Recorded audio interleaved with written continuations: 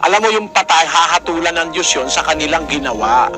Kaya kahit ano yung panalangin mo, hindi rin papansinin ng Diyos yung kung ano man yung sabihin mo kasi meron naman silang record ng ginawa eh. 20:12 ng Apokalipsis. At nakita ko ang mga patay, malalaki at maliliit, na nangakatayo sa harapan ng luklukan.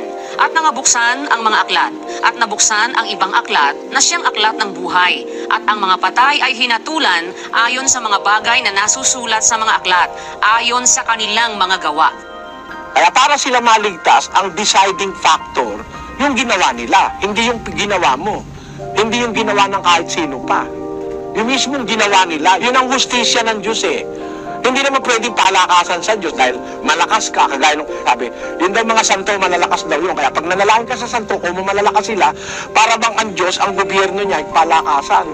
Hindi ganun. Mali ang konsepto natin sa Diyos. Sa Diyos, walang palakasan, kapatid.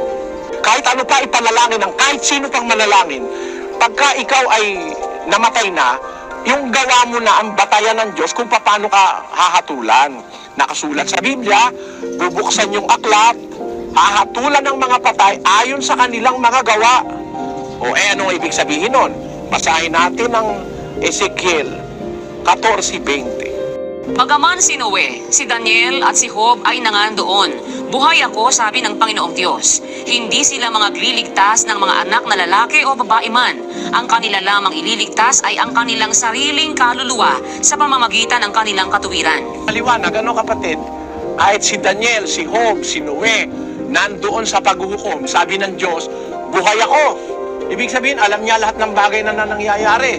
Hindi sila pwedeng magligtas ng anak na lalaki o babae man.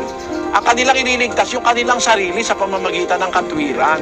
Sa makatwid, kung kanya-kanya tayong katwiran, kanya-kanya tayong ginawa, yun ang makakapagligtas sa atin.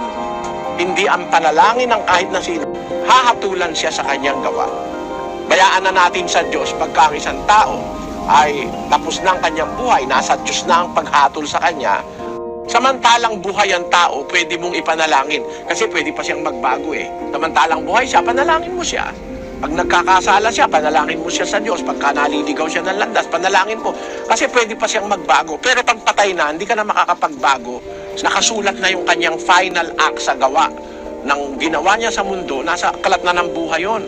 Tawag doon, the Book of Life sa Biblia. Doon siya hahatulan ngayon.